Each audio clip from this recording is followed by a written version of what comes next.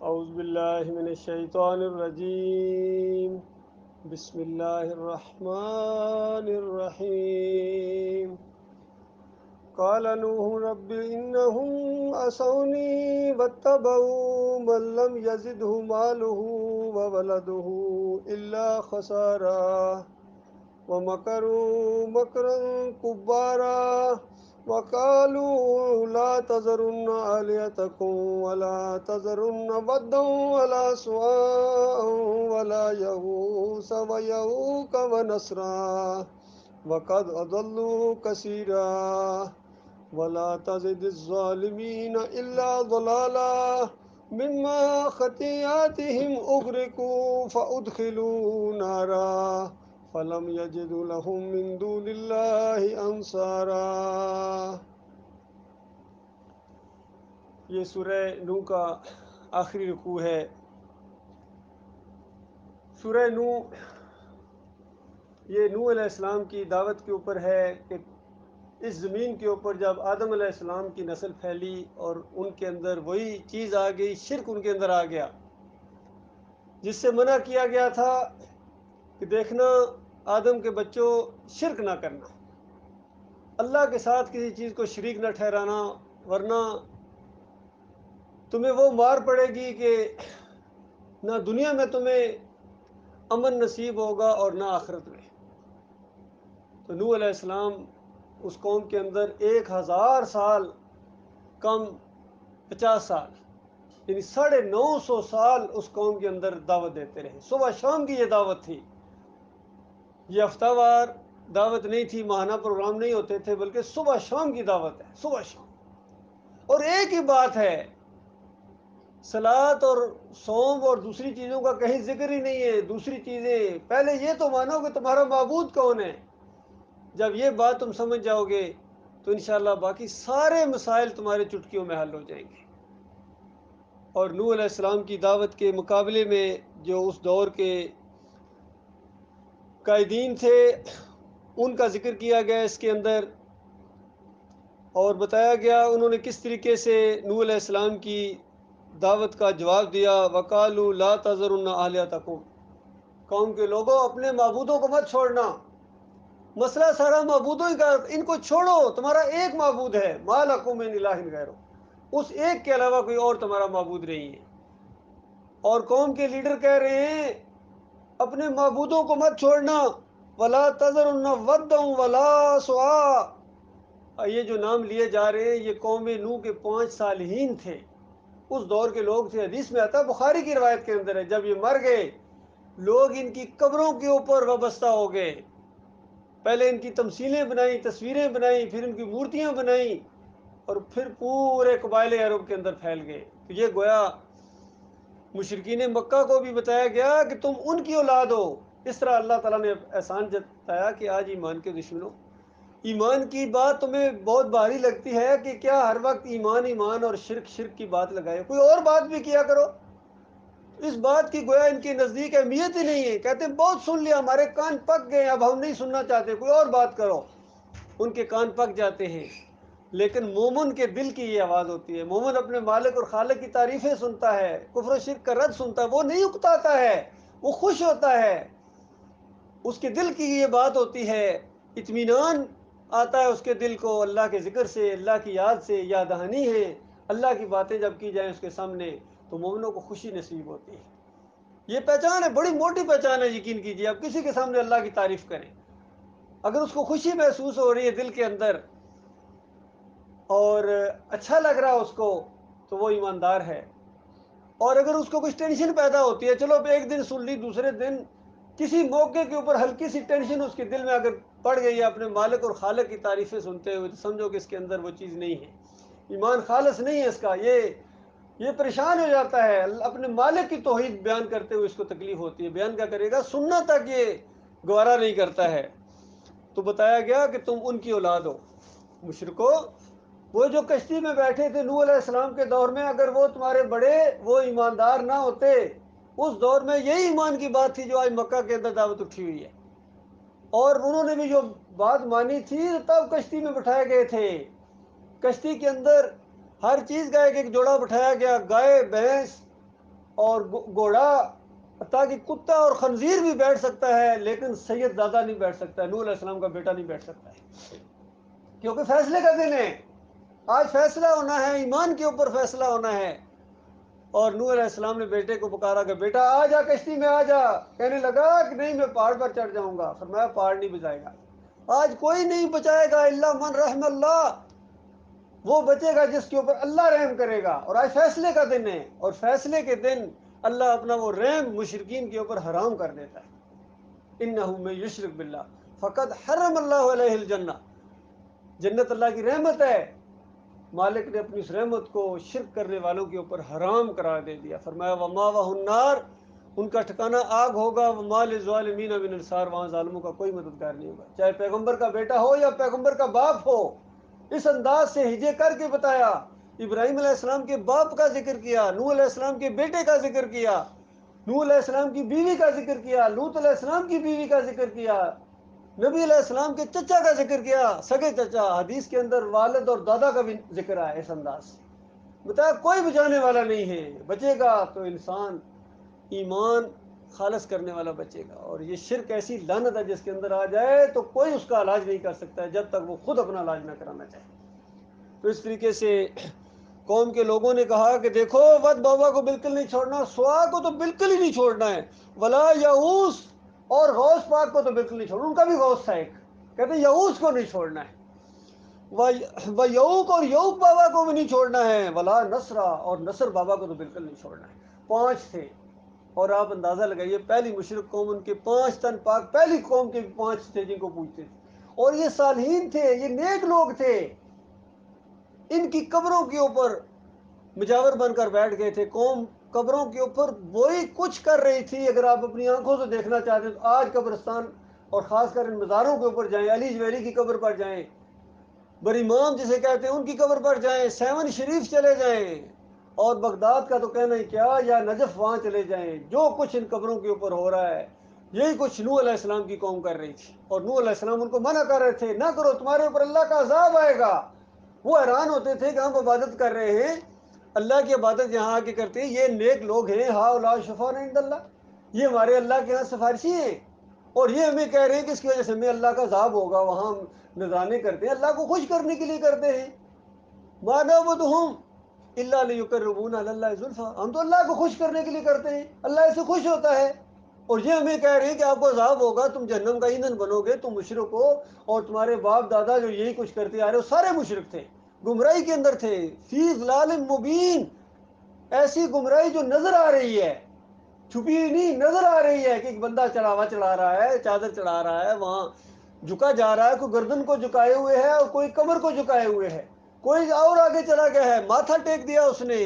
اور کوئی پکارے لگا رہا ہے، حق بہو بے شک بہو،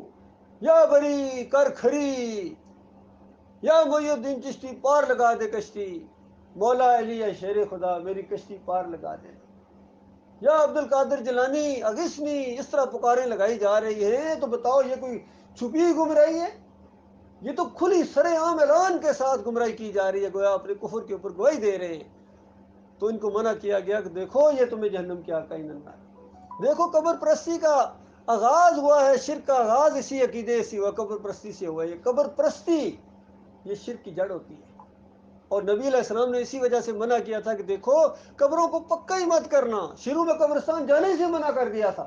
جب ایمان عقیدہ مضبوط ہو گیا تو اس کے بعد کہا کہ اب میں تمہیں اجازت دیتا ہوں، وہاں جا کے موت یاد آتی ہے، آخرت یاد آتی ہے،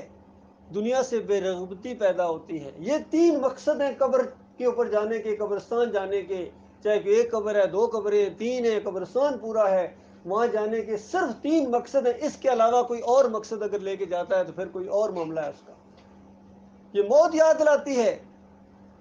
آخرت یاد دلاتی ہے، دنیا سے بے رغبتی پیدا ہوتی ہے، اور پھر قبر پر جا کر کم از کم 4-5 قسم کا شرک کیا جاتا ہے، مختلف طریقے سے بھی شرک کیا جاتا ہے۔ جال ہیں شیطان کے، ابلیس کے جال ہیں، ایک جال کے اندر سے جو ان کا بٹیرا نکل جاتا ہے دوسرا جال پھینکتا ہے، شکاری اسی طرح کرتے ہیں، جو پکڑ لیے وہ تو پکڑ لیے، مسئلہ جو نکل گئے ان کو پکڑنا ہے، دوسرا جال، اگر اسی طرح کا جال وہاں جا کے لگاؤ گے تو عام شکار بھی اسی طرح کے جال میں نہیں آتا، تھوڑا مختلف لگانا پڑتا ہے، پھر وہ پھنستا ہے۔ تو پہلا جال ابلیس کا یہی ہے کہ قبرستان میں، خاص کر قبر والوں کے گنبد کے پاس جا کے، مزار کے پاس جا کے ایک انسان جا کے کہتا ہے بابا بس تو ہی ہے، آئے ہیں تیرے در پر، تو کچھ لے کے جائیں گے، بس ادھر سے ملتا ہے ہمیں، تو کہتے ہیں یہاں سے ملتا ہے، بابا سے ملتا ہے، یا علی مدد، یا بابا مدد، یہ پکارے لگائی جاتی ہے قبر کے اوپر جا کے۔ اب دوسرا آدمی آتا ہے جو اس شرک سے نکل گیا، شیطان کے جال سے نکل گیا، وہ کہتا ہے عجیب بات ہے بھائی، یہ مرے ہوئے کو پکارنا یہ کیسے ہو سکتا ہے، یہ تو مر گئے ہیں۔ تو وہ اس کو گویا سمجھاتا ہے کہ اس طرح نہ پکارو، یہاں آئے ہو تو بس اتنی بات کہہ دو بابا جی کو، بابا جی اللہ سے یہ دلوا دیں، بس یہ دوسرا شرک ہے۔ پہلے جال سے نکلا، دوسرے جال میں اس کو پھنسانا ہے، کیونکہ پہلے جال میں وہ دوبارہ نہیں آ سکتا ہے۔ جس طرح کسی کا ذہن بن گیا کہ ان کو پکارنا یہ نہیں سنتے ہیں، وہ کیوں پکارے گا جا کے؟ وہ تو کہے گا کہ بابا جی آپ نہیں کر سکتے، لیکن اللہ اوپر والے سے کرا، ہماری بات آپ کے سامنے، آپ کی اللہ کے سامنے، میری تیرے آگے، تیری اللہ کے آگے۔ یہ دوسرے قسم کا شرک۔ اب تیسرا آدمی آتا ہے، وہاں ان دونوں کو دیکھتا ہے، کہتا ہے بھائیو شرک کر رہے ہو، کیا کر رہے ہو، یہ نہ کرو، تمہاری دعاؤں کا طریقہ غلط ہے، اس طرح دعا مانگو، اے اللہ بابا جی کے صدقے دے، ان کی وجہ سے تو مجھے دے۔ پکارتا اللہ کو نہیں، بظاہر اللہ کو پکار رہا ہے، اور کہہ رہا ہے یا اللہ ان کے وسیلے سے دے، ان کی تو ٹالتا نہیں ہے، ان کی سفارش ہو جائے تو پھر کیا کہنا، ان کی وجہ سے ہمیں دے، یہ بڑے بزرگ تھے، بڑے نیک تھے، ان کی وجہ سے میری جولی بھر دے۔ یہ تیسرے قسم کا شرک ہے۔ چوتھا آتا ہے، ان تینوں کو منع کرتا ہے کہ کیا کر رہے ہو، اس طرح نہ کہو، بلکہ اللہ تعالیٰ کو پکارو، اور یہاں پکارو، یہ مقدس مقامات ہیں، یہاں کے بڑی یہ کرنے والے تھے، بڑی محنتیں انہوں نے کی ہیں، یہ جو مقامات ہوتے ہیں بڑے مقدس مقامات ہوتے ہیں، یہاں اللہ زیادہ سنتا ہے، یہاں صرف اللہ کو پکارو، ان کو نہ پکارو، ان کے وسیلے سے نہ پکارو، ان کے ذریعے نہ پکارو، بلکہ اللہ کو پکارو، براہ راست اللہ تعالیٰ کو پکارو، لیکن یہ جگہ بڑی مقدس ہے۔ یہ چوتھی قسم کا شرک ہے۔ اللہ کے بندو، ایمان یہ ہے کہ تمہارا مالک تمہاری شرک سے زیادہ قریب ہے، وہ تمہارے دل کے اندر اٹھنے والے وسوسے جانتا ہے۔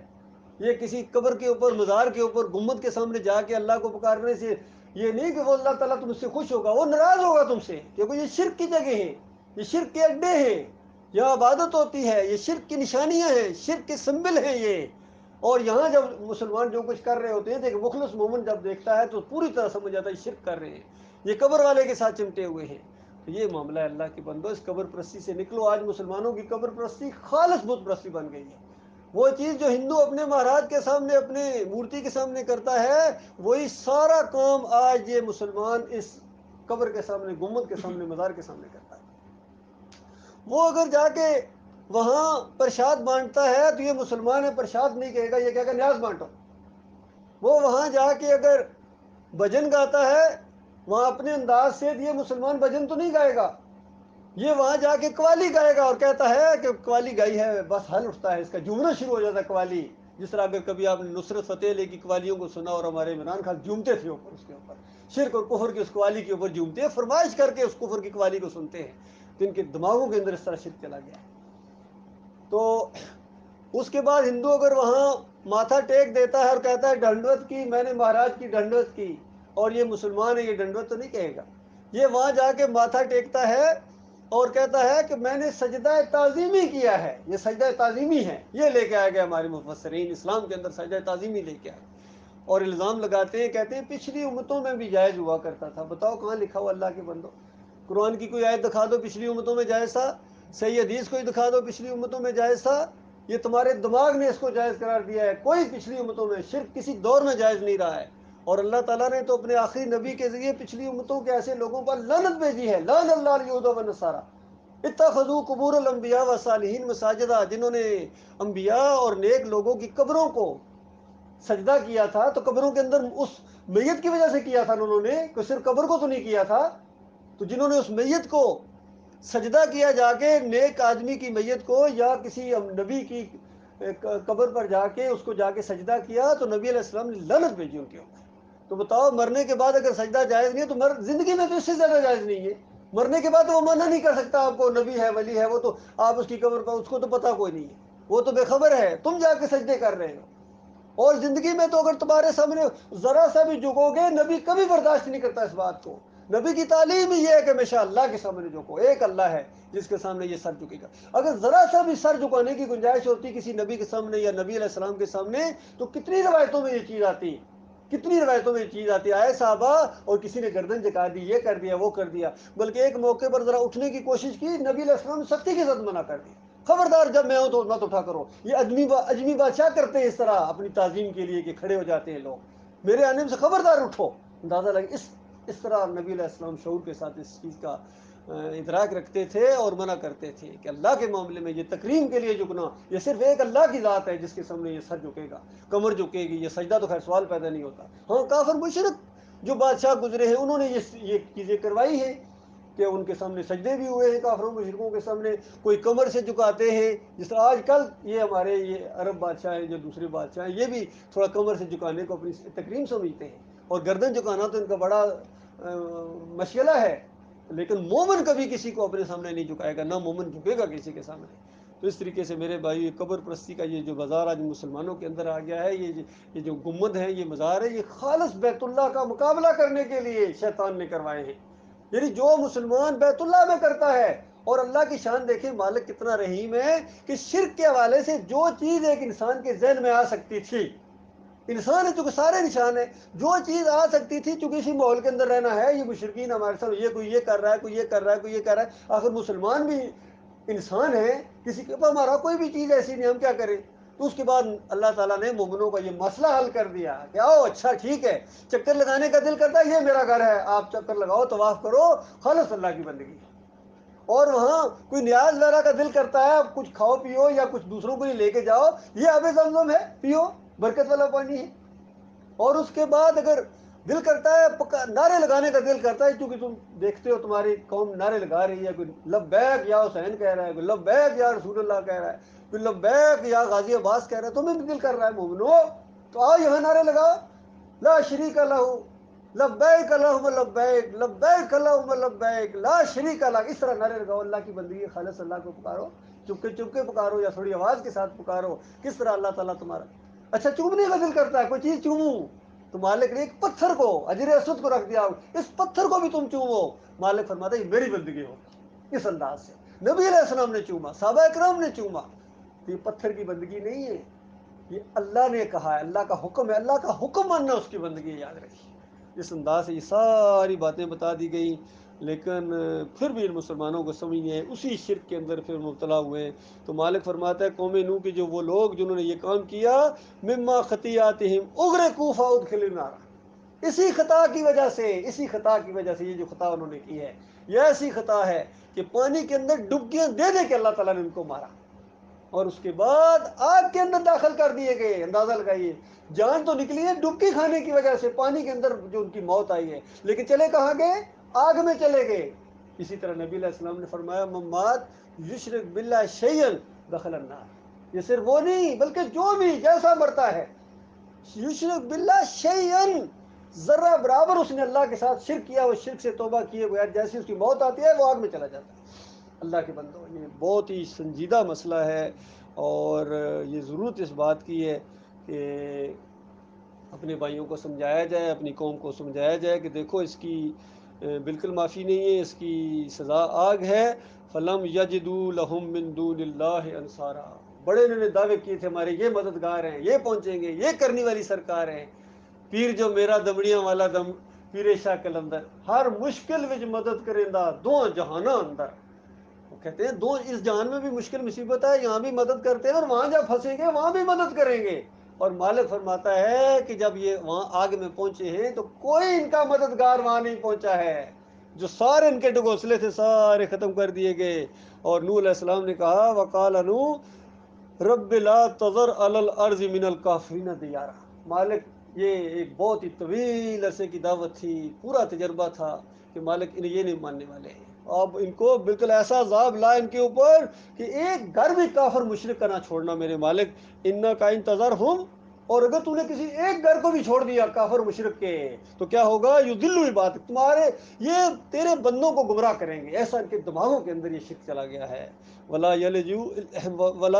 یلدو الا فاجرا کفارا. اور یہ اگلی نسل جیسی ان کی آئے گی اپنے بچوں کو بھی اسی طرح کے سکھائیں گے اور کفر و شرک سکھائیں گے. ان کے بچے بھی کافر اور مشرک اٹھیں گے. اور آج ہم اپنے دیکھتے ہیں سوشل میڈیا کے اوپر کتنے ان کے چھوٹے چھوٹے بچے ہی پگڑیاں باندھی عجیب و غریب ناتے شرک اور کفر کی پڑھ رہے ہوتے ہیں. چھوٹے چھوٹے بچے ان کی سینہ کو بھی کر رہے ہوتے ہیں اس طریقے سے. یہی کچھ سکھاتے ہیں ان کے. اور پھر اس کے بعد آگے جا کے انہوں نے جو گل کھلانے یہ مدرسوں کے اندر جو پڑھتے ہیں ان کے جتنے طالب علم نکلتے ہیں وہاں سے ہزاروں لاکھوں کے حساب سے طالب علم نکلے ان کے مدرسوں. بریلوی نکلتا ہے تو پوری زندگی بریلوی کرتا ہے، بریلویت کی تعلیم دیتا ہے. کوئی دیوبندی مدرسے سے نکلا ہے، کوئی اہل حدیث مدرسے سے نکلا ہوا ہے، کوئی جامع ازہر سے نکلا ہوا ہے، کوئی یونیورسٹی مدینہ یونیورسٹی سے آئے ہیں جی، مدینہ یونیورسٹی سے آئے ہیں. اور ان سے کوئی ایمان عقیدے کی بات پوچھو تو اس کے بعد ایسی مسلک پرستی والے انداز سے جواب دیتے ہیں ایمان خالص کی کوئی بات نہیں کرتا ہے. چاہے دیوبند کا فارغ التحصیل ہو، چاہے بریلوی کا فارغ التحصیل ہو، جو بھی آتا ہے اپنے مسلک کی بات کرتا ہے، اپنے دائرے کے اندر بند ہے. ایمان خالص کی بات ان کے سامنے رکھی بھی جائے تو ان کو پہاڑ قبر مالک فرماتا ہے بہت بڑی بات ہے، پہاڑ ان کے سامنے گویا آ جاتا ہے جب آپ ان کو ایمان عقیدے کی بات بتاتے ہیں، توحید کی بات. اور توحید کی بات سننے کے بعد یہ کافر یہ مشرک ان کے دل کڑنا شروع ہو جاتے ہیں، پریشان ہو جاتے ہیں. وَإِذَا ذُكِرَ اللَّهُ مِن دُونِهِ، اور جب اللہ کے علاوہ دوسروں کی دستگیری داتائی اور مشکل کشائی اور حاجت روائی کا ذکر کیا جائے تو اس کے بعد ان کے ایسے دل کھل اٹھتے ہیں. یہ معاملہ ہے اللہ کے بندوں. آج پوری زمین کے اوپر جو انسانیت کے ساتھ معاملہ ہو رہا ہے، خاص کر ان مسلمانوں کی جو درگت بنی ہوئی ہے، یہ اسی شرک کی وجہ سے ہے. ان کے اندر وہی شرک آ گیا جو ہر قوم کے اندر آتا ہے، جس کی وجہ سے اللہ کے عذاب آتے ہیں. لہذا دعوت دیں میرے پیارے بھائی، جہاں بھی ہو سکے جس حالات میں ہوں. یہ ایک سب سے بڑی جو آپ کا کام ہے، بڑا کام ہو، یہی دعوت دینا. دائی بنو، اللہ کے راستے میں اٹھو اور آپ دیکھیں کس طرح اللہ تعالیٰ آپ کے راستے آسان کرتا چلا جائے گا اور آپ کو کس طرح ایمان آپ کا مضبوط ہوگا. اور آپ دیکھیے اسی ایک مقصد کے لیے آپ جیے، اس کے علاوہ کوئی جینے کا مقصد نہیں. یقین کیجیے ہم تو دعوت کے لیے جیتے ہیں کہ اس راستے میں ہماری موت آئے، شہادت کی موت. اور یقین کیجیے پہلا قطرہ خون کا زمین پر گرنے سے پہلے اللہ تعالیٰ ایسے لوگوں کو جنت الفردوس میں لے جاتا ہے. آپ غور کیجیے دنیا میں کتنی محنت کرتے ہو تھوڑا سا معیار بلند کرنے کے لیے، تھوڑا سا معاملہ ہو جائے، تھوڑی سیلری بڑھ جائے، تھوڑا سا معیار ہو جائے. اس کے بعد یہ اس طرح کس نے کوشش کی ہے کہ اللہ تعالیٰ کی رحمت ہو اور کبھی اللہ کے راستے میں دعوت دیتے مجھے موت آ جائے تو اسی وقت بتائیے کتنی بڑی جنتوں کے اندر آپ کو داخل کر دیا جائے گا، کتنے بڑے انعامات سے آپ کو نوازا جائے گا. اور جب تک قیامت قائم نہیں ہوگی تب تک عیش کرتے رہو گے. اور میدان محشر میں شہید کے خون سے خوشبو پھیل جائے گی. اندازہ کریں خوشبو اس طرح مالک کے سامنے یہ آئیں گے کیونکہ اللہ کی اس بات کو بیان کرنے کے لیے انہوں نے اپنی جان دے دی. تو بتاؤ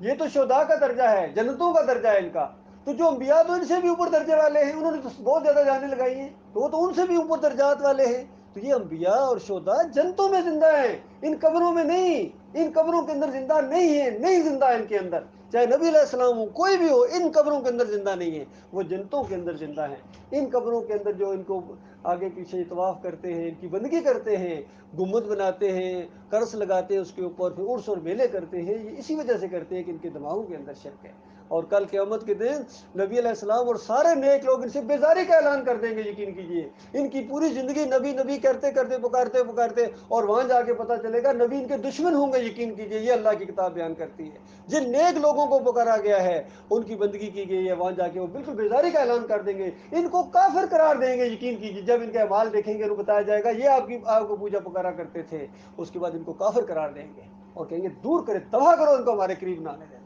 اتنی نفرت بتاؤ اس وقت ان کے اوپر کیا بیتے گی. اس وقت کے پچھتاوے سے بچنے کے لیے آج آپ کو بتایا جا رہا ہے. آج نبضیں چل رہی ہیں، خون چل رہا ہے، ایک وقت آئے گا یہ نبضیں چپ ہو جائیں گی، خون رک جائے گا، اس کے بعد آپ کا ہمیشہ ہمیشہ کے لیے معاملہ ختم ہو جائے گا. نہ کوئی بتانے والا ہوگا اور نہ اس وقت ماننے والا ہوگا. اس وقت صرف بھگتنے والا ہوگا. اللہ تعالیٰ غور و فکر کرنے کی توفیق عطا فرمائے. وقول قولی ھذا استغفر اللہ لی ولکم. اس درس کے حوالے سے اگر کوئی سوال یا کوئی وضاحت درکار ہو تو انشاءاللہ میں جواب دینے کی کوشش کروں گا. جتنے بھی مسئلہ پرست ہیں سب قرآن حدیث سے ثابت کرتے ہیں ہم حق پر ہیں، ہم حق پر ہیں. چاہے اہل حدیث ہو، بریلوی ہو، دیوبندی ہو، چاہے کوئی بھی جماعت ہو، سب جا کے دلیل دیتی ہے یہی قرآن حدیث سے ہم حق پر ہیں، ہم حق پر ہیں. آپ کے حق پر کون ہے؟ یہ سوال کیا ہمارے بھائی نے کہ جتنے بھی آج مسلک پائے جاتے ہیں، وہ بریلوی ہوں، دیوبندی ہوں، اہل حدیث ہوں، سلفی ہوں، سب کا یہی دعویٰ ہے، سب کہتے ہیں ہم قرآن و حدیث، قرآن و حدیث، قرآن و حدیث، اور آپ بھی یہی کہتے ہیں قرآن و حدیث، قرآن و حدیث، تو آخر فرق کیا ہے؟ پتہ کس طرح چلے گا؟ تو میرے بھائیوں، ظاہر کے لحاظ سے، الفاظ کے لحاظ سے تو بالکل معاملہ اسی طریقے سے ہے، لیکن جب ان کی کتابیں پڑھیں یا ان کے عقیدے دیکھیں تو حضرت صاحب فرماتے ہیں، ہمارے بڑے نے، شاہ ولی اللہ صاحب نے، بیوی کی عمر گھوڑے کو لگا دی، گھوڑے کی عمر بیوی کو لگا دی۔ بتائیے، قاسم نانوتوی صاحب کہتے ہیں کہ نبی علیہ السلام کی روح نکلی کوئی نہیں آب حیات کے اندر، اور سارے جسم سے آ کے دل کے اندر سکڑ گئی، اور پھر قبر میں جب دفن کیا سب پھیل گئی۔ بتائیے، حدیث کے اندر جتنے الفاظ آئے ہیں نبی علیہ السلام کے لیے، ماتا، فاتا، قبضا، خرج من الدنیا، اس طرح کے الفاظ آئے۔ تو بتاؤ، سارے صحابہ کا تو یہی ایمان ہے کہ وہ نبی علیہ السلام جنت میں زندہ ہیں، اور ان سارے دیوبندیوں کا یہ عقیدہ ہے کہ نبی علیہ السلام قبر کے اندر زندہ ہیں، سنتے ہیں، دیکھتے ہیں، پہچانتے ہیں۔ حتیٰ کہ یہ اہل حدیثوں کا بھی عقیدہ ہے، اور سلفی جو یہاں حنبلی کہلاتے ہیں، مفتی اعظم سعودی عرب عبداللہ بن باز کا فتویٰ ہے حج اور عمرہ کی ان کی کتاب کے اندر، کہتے ہیں کہ حدیث میں آتا ہے کہ نبی علیہ السلام نے فرمایا کہ جب میری قبر کے اوپر آ کے کوئی صلاۃ و سلام پڑھتا ہے تو اللہ میری روح کو واپس کر دیتا ہے، حتیٰ کہ خود میں سنتا ہوں اور اس کا جواب دیتا ہوں۔ بتائیے، اس سے زیادہ قبر پرستی کی اور کیا بنیاد ہوگی؟ اگر کسی بندے کو یہ پتا چل جائے کہ نبی علیہ السلام زندہ ہیں، سنتے ہیں، میری بات سن رہے ہیں، کیوں نہیں پکارے گا؟ وہ پکارے گا۔ ایک جھوٹی روایت کے اوپر انہوں نے اپنا عقیدہ بنایا اور قرآن کو پسے پوش ڈال دیا، اور صحیح حدیث کو پسے پوش ڈال دیا۔ ان سب کا یہ معاملہ ہے۔ بریلیوں کے پاس جاؤ، حاضر ناظر نبی علیہ السلام ہر جگہ، دم دم پڑھو درود، حضرت بھی ہیں موجود۔ اچھا، حضرت موجود ہیں، لیکن نماز مولوی سے پڑھائیں گے۔ پتہ ہے کتنی بڑی گستاخی! بھائی، نبی علیہ السلام یہاں نہیں ہے، جنت میں ہیں۔ پھر واسطے وسیلے کا شرک بریلویوں کے اندر بھی ہے، دیوبندیوں کے اندر بھی ہے، نظر و نیاز کا شرک، قبر پرستی کا شرک، یہ گمبد کے پجاریوں کا شرک۔ گمبد کو بھی کہتے ہیں یہ شرک نہیں ہے، بس غلط ہو گیا، نہیں کام ہونا چاہیے تھا، لیکن اب نبی علیہ السلام کے ساتھ نسبت ہو گئی، اب تو اس کی برکتوں کا کیا کہنا؟ آپ بتائیے، گمبد کے ساتھ نبی علیہ السلام لعنت بھیجیں، ایک حرام کہتے حرام کہہ لو، غور کرو ذرا، کہتے حرام کہہ لو۔ بھائی، حرام چیز تمہیں رکھنے کے لیے نبی کی قبر کے علاوہ کوئی چیز نہیں ملی ہے؟ نبی کی قبر کے اوپر جا کے وہ حرام چیز رکھی ہے جو تم خود کہتے ہو حرام ہے؟ یہ معاملہ اللہ کے بندوں، آج کسی کے اندر یہ جرت نہیں ہے کہ نبی علیہ السلام کی بات کے اوپر عمل کیا جائے اور پھر دین خالص کیا جائے۔ یہ معاملہ ہے میرے بھائیو، ہمارا ان سے یہی جھگڑا ہے۔ اب ہمارا جرم سمجھو یا جو بھی کو کہ انہوں نے جو شرک اور کفر پھیلایا ہوا تھا اپنی کتابوں کے اندر اور سینہ بھی سنا، ہم نے اس کو بالکل اعلان کے ساتھ لوگوں میں بتانا شروع کر دیا، یہ دیکھو، یہ ان کے اندر یہ عقیدے ہیں۔ اس کے بعد پھر یہ مانتے نہیں ہیں، ناراض ہوتے ہیں، کہتے ہیں آپ ہمارے بزرگوں کو نہیں مانتے، تمہارے بزرگ سر آنکھوں کے اوپر ہوتے اگر شرک اور کفر نہ پھیلا کے گئے ہوتے۔ اب بتائیے کیا کریں؟ ہم اپنی مالک کی کتاب کو صحیح کہیں یا تمہاری حضرت کی کتاب کو صحیح کہیں؟ یہ ایک مثال میں چھوٹی سی آپ کو دے رہا ہوں، ساری باتیں اسی کے اوپر رکھیے۔ دیکھیے کتنے بڑے دیوبندیوں کے عالم ہیں، محمود الحسن صاحب، پہلے فارغ تحصیل ہیں، شاگرد رشید ہیں قاسم نانوتوی صاحب کے، پہلا جو بڑا اسٹوڈنٹ نکلا ہے جنہوں نے تفسیر لکھنا شروع کی، اور 2.5 پارے یا 3 پارے انہوں نے تفسیر کی ہے، پھر ان کی موت واقع ہو گئی، اور اس تفسیر کو پایا تکمیل تک ان کے آگے ہی دوسرے شاگرد نے، جو شبیر احمد عثمانی ہے، کتنا بڑا نام ہے، کتنی اونچی پگڑی ہے، انہوں نے اس کو پایا تکمیل تک پہنچایا ہے، اور آج یہ تفسیر شبیر احمد عثمانی کے نام سے پوری دنیا میں پائی جاتی ہے۔ حتیٰ کہ سعودی عرب سے ایک عرصہ دراز یہ بہترین پرنٹنگ کے ساتھ وہاں سے پرنٹنگ ہوتی رہی، اور پہلے صفحے کے اوپر لکھا ہوا ہے شاہ فہد بادشاہ کی طرف سے پوری امت مسلمہ کو تحفہ مفت، اور اس کے پہلے صفحے کے اوپر آپ کھولے سورہ فاتحہ، اور اللہ کے حمد و ثنا کے بعد جو پہلی توحید کی کڑاکے کی آیت آتی ہے، ایاک نعبد و ایاک نستعین۔ اللہ تعالیٰ نے اس کو نازل کیا ہے، اس دعا کو بندوں کی زبان میں، کہ میرے بندو جب میرے سامنے کھڑے اس طرح کہو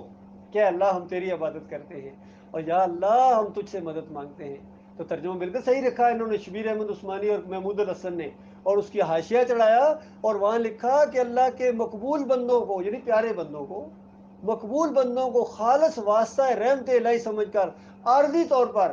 اگر ان کو غیر مستقل جان کر ان کو بھی مدد کے لیے پکارا جائے تو یہ اللہ ہی کو پکارنا ہے۔ یہ دیوبندیوں کا سارے آج دن تک جو اس کی تفسیر ہو رہی ہے اور پرنٹنگ ہو رہی ہے، یہ تقی عثمانی تک نے اس کو پرنٹ دوبارہ کروایا ہے، بہترین ہیڈنگ کے ساتھ، وہی ہیڈنگ لگے ہوئے ہیں اور وہی شرک آگے جاری ہے۔ تو بتاؤ اللہ کے بندو، یہ فرق ہے ہمارے اور ان کے درمیان۔ آپ جب اللہ کے ساتھ آپ نے اس طرح شریک ٹھہرائے ہیں تو اب آپ کے اوپر کوئی نماز فرض نہیں ہے. ان کے پیچھے اگر دیکھیں کوئی لمحہ ان کے اوپر ایمان خالص کا نہیں آیا کہ ان کے دماغوں میں شرک ہے. یہ مسئلہ ہے.